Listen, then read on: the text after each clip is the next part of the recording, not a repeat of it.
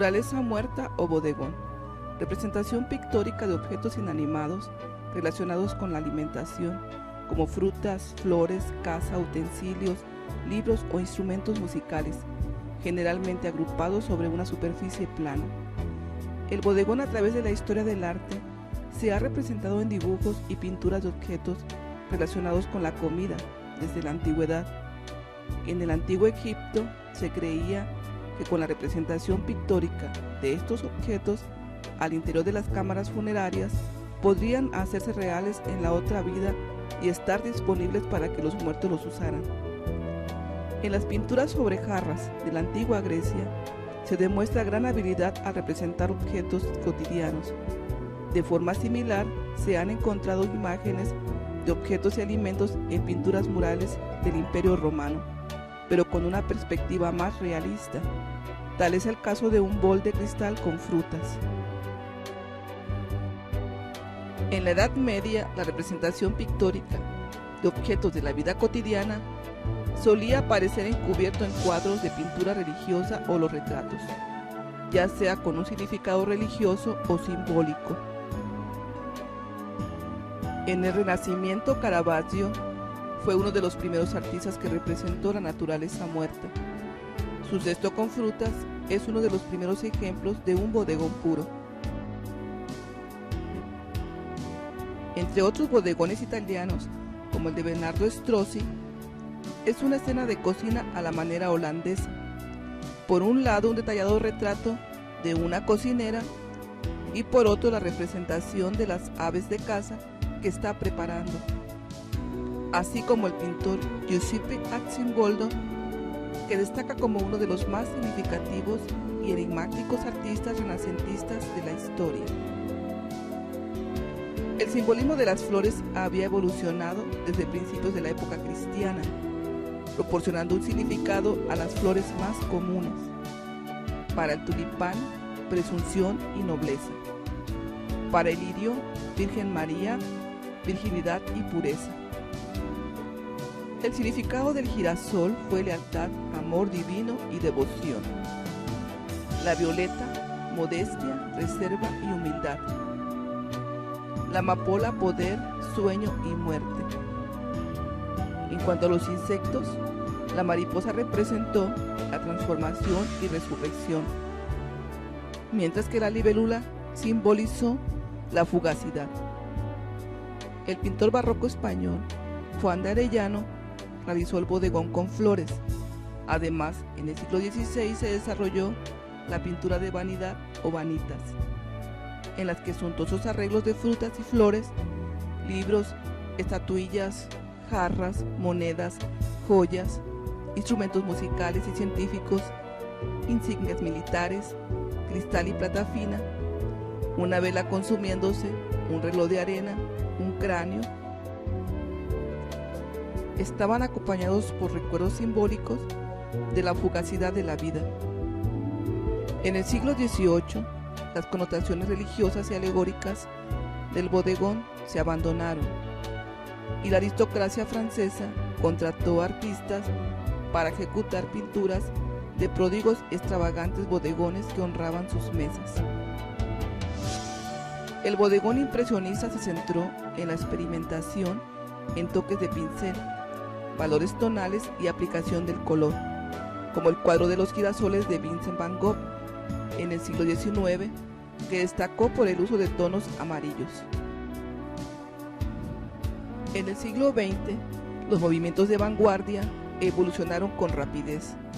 Henri Matisse simplificó la perspectiva e introdujo fondos multicolores. Otros exponentes del fauvismo, como Maurice de Vlaminck y André Derain, más tarde exploraron el color puro y la abstracción en sus bodegones. Paul Cézanne, al demostrar elementos de color, forma y línea, se encaminó directamente al desarrollo del bodegón cubista a principios del siglo XX. Entre 1910 y 1920, los artistas cubistas como Pablo Picasso, George Braque y Juan Gris pintaron muchas composiciones de bodegón, a menudo incluyendo instrumentos musicales, donde los objetos se superponen y entremezclan, manteniendo formas bidimensionales reconocibles, con logros casi opuestos al bodegón tradicional. Los futuristas y los surrealistas colocaron objetos de bodegón reconocibles en sus paisajes oníricos. Las pinturas de flores extremadamente de cerca de O'Keeffe revelan tanto la estructura física y el aspecto emocional de pétalos y hojas de una manera sin precedentes. En México, a partir de 1930, Frida Kahlo y otros artistas crearon su propia marca de surrealismo, representando comidas nativas y motivos culturales en sus bodegones. Sin embargo, el pop art de los 60s y 70s revirtieron la tendencia y crearon una nueva forma de bodegón, como las latas de sopa Campbell's de Andy Warhol, donde la imagen modificada del producto comercial representa más que el objeto del bodegón físico. En las últimas décadas, el bodegón se ha expandido más allá de los límites de un marco, en la incorporación de procedimientos y técnicas no pictóricas, la impresión publicitaria, incluyendo la fotografía, video y sonido, llenando toda una habitación en una galería, obra generada por computadora que ha proporcionado las técnicas disponibles a los artistas de bodegones. Con el uso de videocámaras, artistas del bodegón pueden incluso incorporar al espectador a su obra.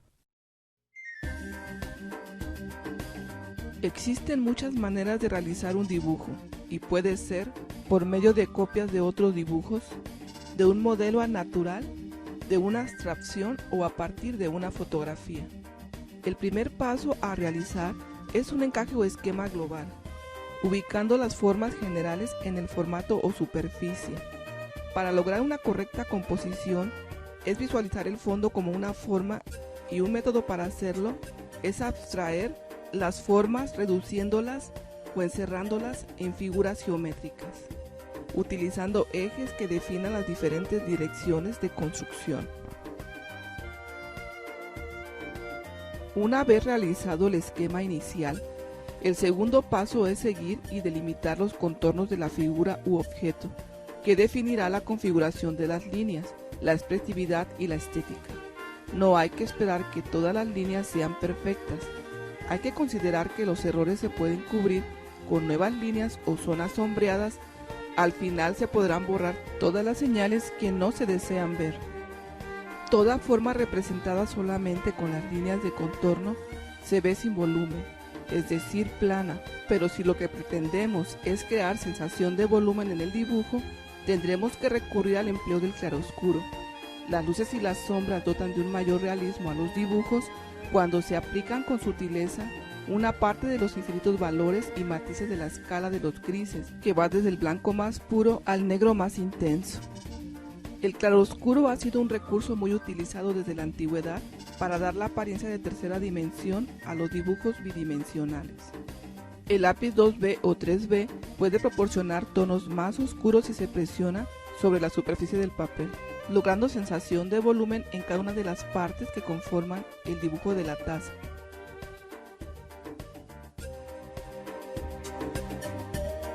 Los trazos de lápiz al aplicarlos al sombreado en el dibujo de la naranja deben seguir paulatinamente su forma esférica con trazos en formas curvas hasta cubrir la forma en su totalidad utilizando el tono gris medio.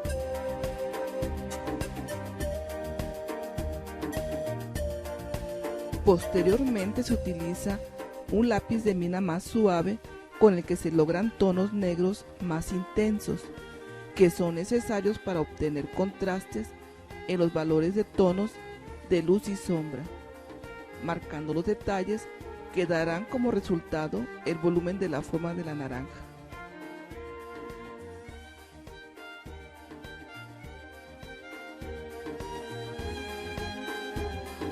De igual manera se marca o se delimita la base de cada uno de los elementos de la composición del bodegón para separar la superficie donde están contenidos, logrando profundidad o dimensión de cada una de las formas, cubriendo también en un tono gris medio toda la superficie.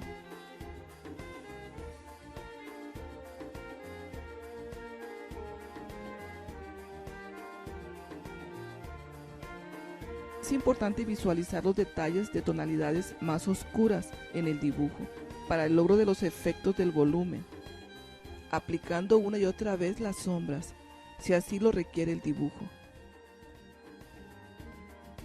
Dependiendo de la tonalidad de cada uno de los elementos que integran el bodegón, se debe utilizar el material. Si son zonas claras, hay que valerse de un lápiz grafito de gradación HB, que proporcione sombreados tenues, integrándolos de manera uniforme con un aplicador de algodón, que permite otro tipo de acabado que va de acuerdo con la textura de la forma.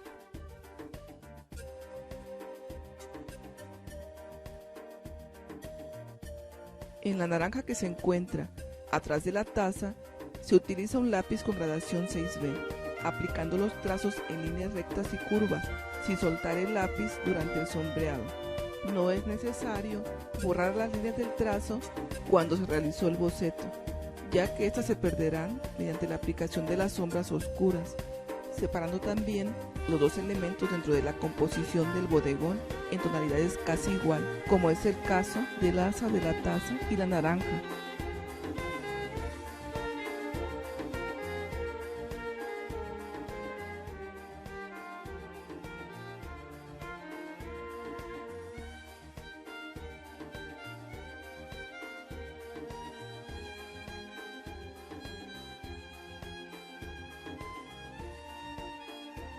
Con el uso del borrador de migajón, se puede aclarar zonas o lograr textura en las partes oscuras del dibujo. La goma borrador tiene un papel muy importante en la realización de un dibujo que permite lograr luces y no ensuciar el papel con facilidad. Este debe frotarse muy suave si se necesita difuminar un tono gris muy claro. Con un papel o servilleta de algodón se quitan los restos del borrador que se van acumulando al eliminar las señales de los trazos cuando se inició el dibujo. También puede utilizarse el borrador blanco para limpiar las zonas sucias y dar una mejor presentación al dibujo.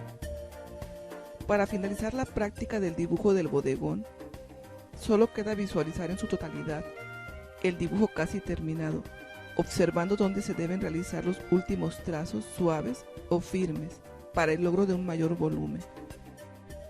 Se utilizan lápices de las diferentes gradaciones según los tonos que el dibujo requiera. El difumino es otro material que permite determinar el volumen dependiendo de la textura que se necesite obtener. También el papel o servilleta de algodón puede apoyar en el manejo de las sombras de una manera más uniforme.